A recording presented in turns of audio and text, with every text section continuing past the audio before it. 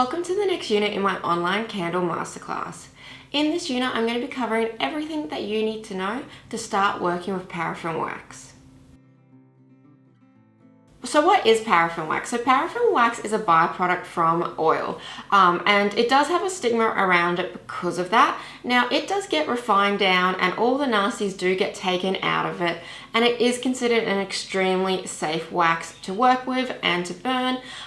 Multiple tests have been done and there has been no sort of scientific studies ever found that it has any long-term harmful effects or anything like that. So it is at the moment completely fine to use for candles, completely safe.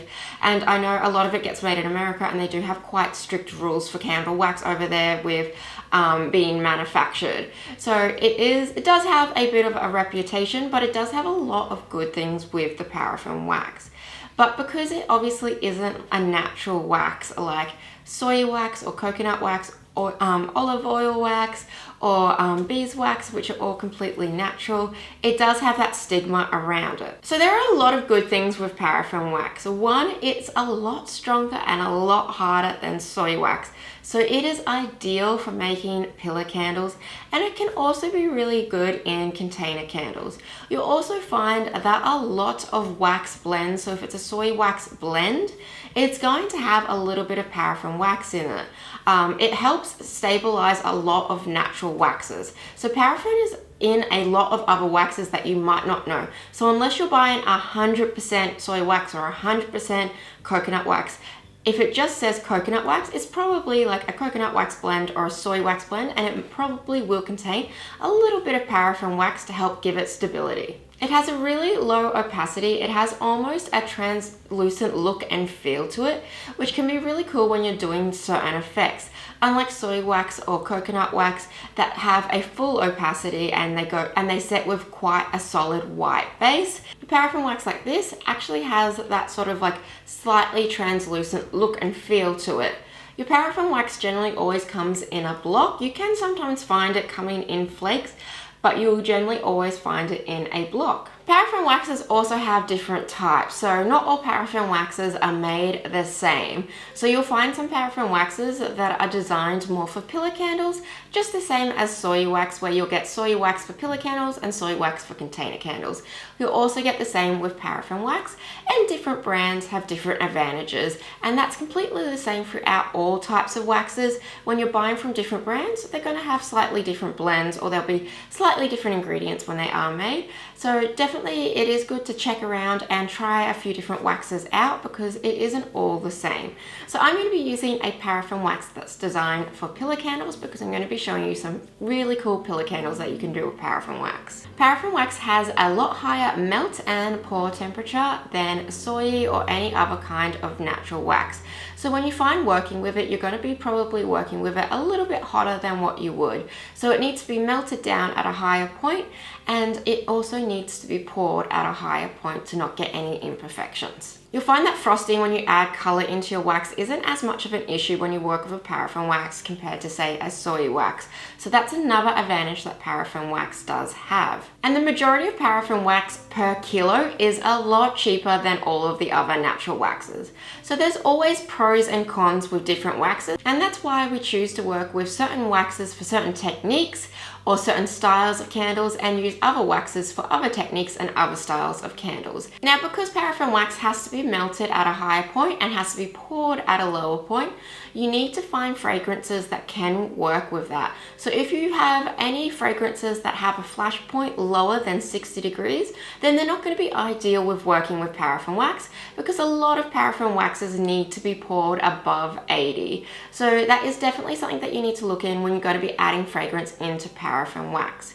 You can also blend paraffin wax with all different kinds of waxes to lower down that pouring temperature, but if you are pouring straight paraffin wax, it generally needs to be poured anywhere between 80 and 90. So anything that's got a lower flash point than 60 is just not going to be ideal. When you start working with paraffin wax, you're going to hear a lot of terms about adding supplements or adding any additives into the wax. And these do a few different things. You can get ones that will help with UV resistance, so that way if you are coloring your wax, it's not going to fade over time. You can get ones that will help with the overall strength of your wax, with adding a shine, with making it contract a bit better. There's a whole bunch of different supplements out there that you can get. So they're either going to be called multi-supplements, you can also get citric acid, or you can use what I'm using, which is a universal additive. When you do find them online for candle supply stores, they will list which supplements and what they kind of are effective with when you add them into your wax. I like this universal additive because it kind of does a little bit of everything. It gives strength to my pillar candles as well as a really nice shine. So I'm going to be using this in my paraffin wax. Now, it generally is 1 to 2% maximum for the amount of wax. So if you've got 100 grams of wax, you'd want to do like 1 to 2 grams absolutely max of your universal additive, because if you want to add too much in, you can have the opposite effect where it can affect the structure of your candle because you're adding too much of a third element into that wax. So you just need to be really careful with the amount. A little goes a really long way, and when you do your first candle and you see how great it looks with the additives in it, it is tempting to add more than necessary because you will think that it will make your candle even better, but it can affect the candle if you do add too much of your additives in. For the first tutorial that I'm going to be showing you, I'm going to be using 100 grams of my paraffin wax with 2 grams of my universal additive, and then once that's off the heat and it has cooled down to my pouring temperature, I'm then going to add 7 grams in of fragrance. Now, fragrance is completely optional, especially when you are doing decorative pillar candles, because it's not necessary why people would buy those candles, because they might be buying them just because they look cute, than necessarily like the fragrance for it. Unlike, you know, when you do a container candle where people are purchasing them just for the smell.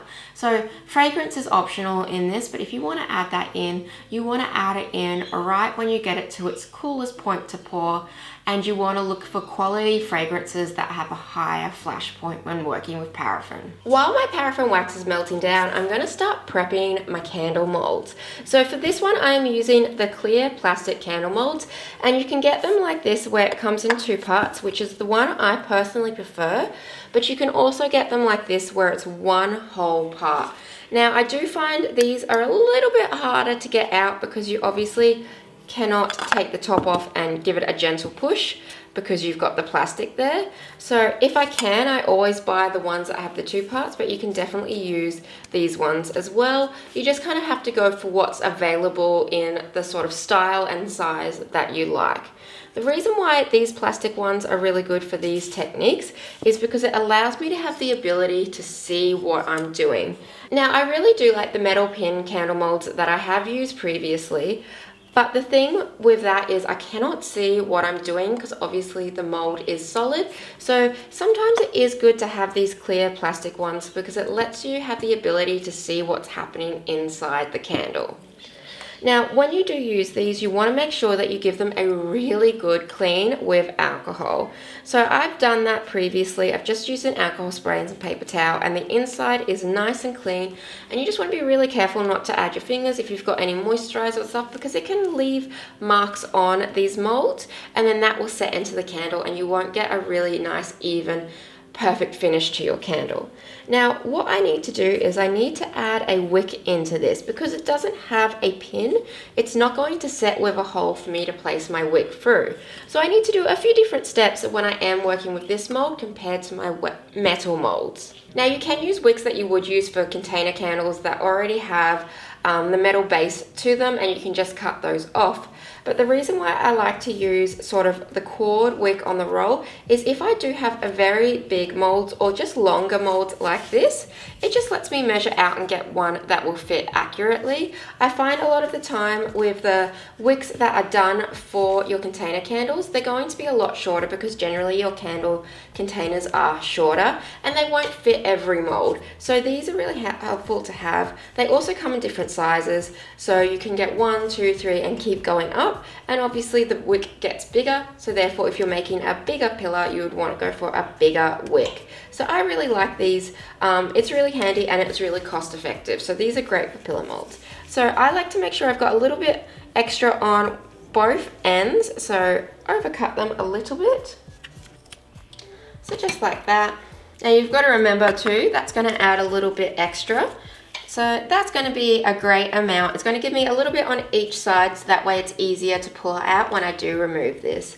So you'll find too with these, when you cut them, they tend to start to fray. So there's a really simple trick to get these to fit through, because if this is frayed and I'm trying to thread it through this hole, it's not going to go through and I'm going to really struggle.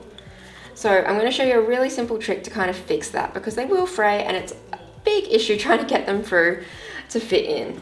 So some of my paraffin wax has already started to melt, and this is the trick that I'm going to do. I'm actually going to dip my wick and it's going to give it a wax coating, and that's going to help with that fraying, because it's going to make it a lot easier to fit through that little opening. So you don't need to do the whole thing, but just a little bit. So this end now has that paraffin wax. Once it's cooled down a bit, you can slide it along, take off any of that excess wax. But now this has a nice wax coating, and it's going to be a lot more strong and stable, and it's not going to be as flexible as just cotton. Just like that, and it makes it so much easier to poke through than when you're trying to do it without it having that wax coating. And look, it's come straight through. So that's a little trick that I like to do whenever I am working with just a braided cord. Now I have that through, I can then pop my second part to my mold on top, push that down like that, nice and secure. And now with this end, we want to do the same that we've done with our previous pillar molds, and that is just a little bit of glue tack or blue tack or whatever you call it. Just a little bit of something that's going to, one, hold your wick into place so it won't just slide out as you're working with it, but also two, just to prevent any wax that might escape from that hole.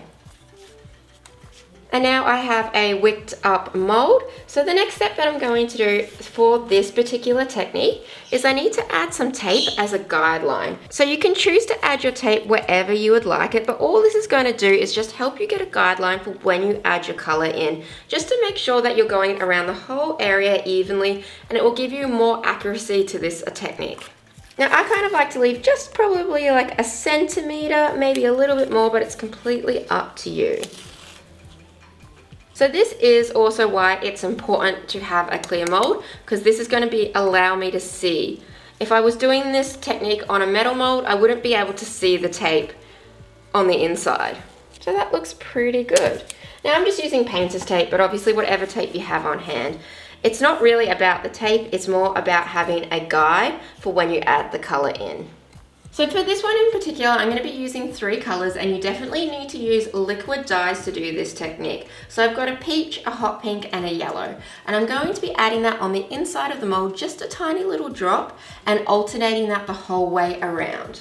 Now I've just placed on some gloves. This is not essential, but these colors do tend to stain. They're super strong, so just by popping some gloves on, I'm just going to be protecting my hands from being multicolored. Going to start with my yellow, and you're going to need your metal skewer again. Now you want the tiniest amount of color. This color is so strong, and a little bit goes a really long way. And the technique that we're going to be doing is placing alternating dots around the outside, so that way when we pour the hot wax in, it actually makes the color bleed down and you get a really cool striped effect. So the easiest way I've found is, and the smallest amount, you want the smallest amount of color. So I do one side and then you alternate it. I might just even stick the wick down the bottom so it doesn't get in the way while I'm doing this. And then I'm just going to do on the other side. Just the smallest amount of color. A very, very tiny. And you can already see that little drop has expanded out, and so even that tiny amount goes to twice its size. And then I just go to the other side and I do another.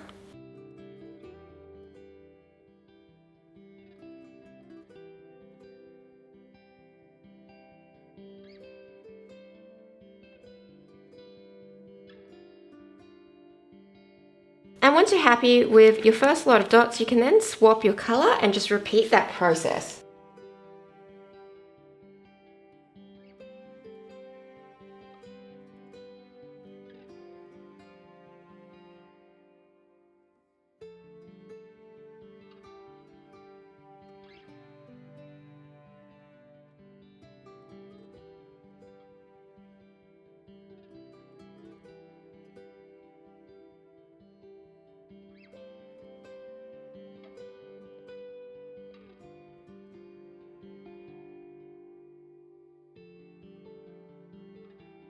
So my wax is sitting just under 90, and this is a perfect temperature to pour. Now with paraffin wax, you always pour a little bit hotter than what you would say normally with a soy wax, because it just has that higher melt point.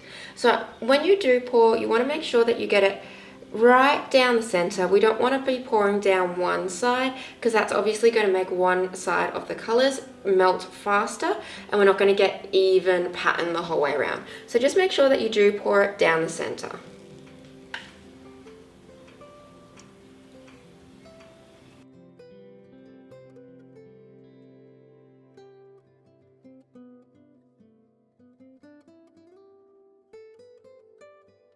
And this is my finished candle. I just let it sit for a day before I did demold it, as I like to let the wax get really hard before I do pull them out of the mold. If you do your candle right, it should be easily pulled from your mold. You shouldn't have to struggle with that. This technique also works great on any sort of shape or size mold. You get some really cool effects from this.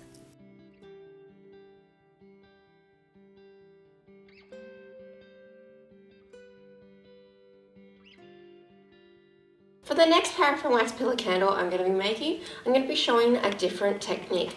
For this one, we need to be using 100% paraffin wax, because otherwise I find when you do work with soy wax or a soy wax blend, you don't get the same sort of effect. Now the first thing that we need to do is we need to make our sort of glass chips to go in to our candle. And obviously we're not going to be using real glass, we're going to be making that out of our paraffin wax, but it does look kind of like a stained glass sort of glass chips effect when we do finish it. So I've got some baking paper here, and I'm just going to fold it and make a little tray. Now if you do have a tray, you could use that as well and line that with baking paper, but you don't necessarily need one because we're not pouring that much wax into it.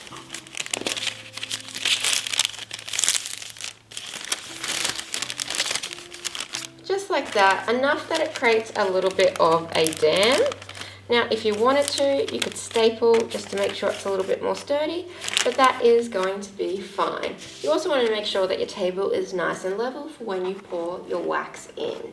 Now I've got 25 grams of paraffin wax, and that's going to be my first colour. So I'm going to be colouring that with a blue. So I've got a Wedgwood blue, but you could do whatever colours you like. So because this one's strong, I'm just going to do a little drop, and I'm going to colour that wax. Just like that. And now my Wedgwood blue paraffin wax is at the correct temperature.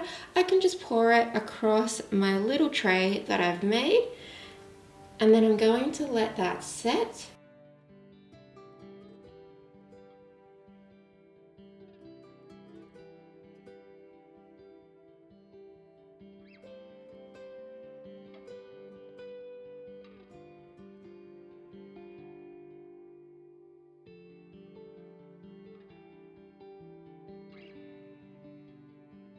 This part is super simple because all we're trying to do is create some rough shapes and break it just down into smaller pieces. So it doesn't need to be precise or pretty, it just needs to be broken down into pieces that are going to be able to fit into our molds. So if you've got a larger mold, you could keep your pieces quite big. If you've got a smaller mold like I do, you can then make them even smaller.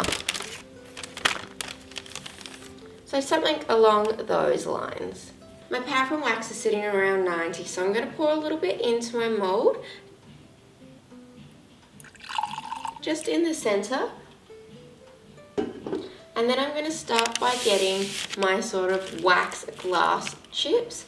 And I'm going to be filling this up halfway with one color and then halfway with another color. Now you don't want to do too many, but you still want to have a decent amount.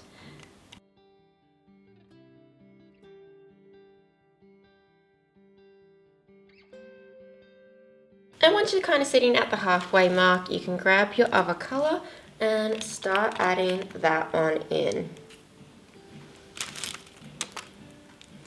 Just making sure that you keep your wick in the centre.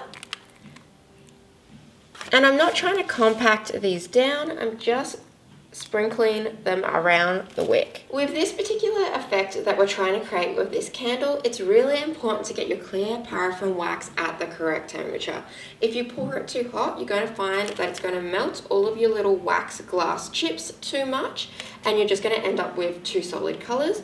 Or if you pour it too cold, it won't melt them enough and won't create that desired effect that we are trying to achieve. So around 90 is generally the perfect pouring temperature. One thing you might notice when you are working with paraffin wax is because you're pouring it a lot hotter than what you would a soy wax, you do tend to get sinkholes, just like that, because the wax is being poured at a higher temperature, which then can cause air pockets and sinkholes. And you don't generally find this as much with soy wax, because soy wax you do pour at a cooler temperature.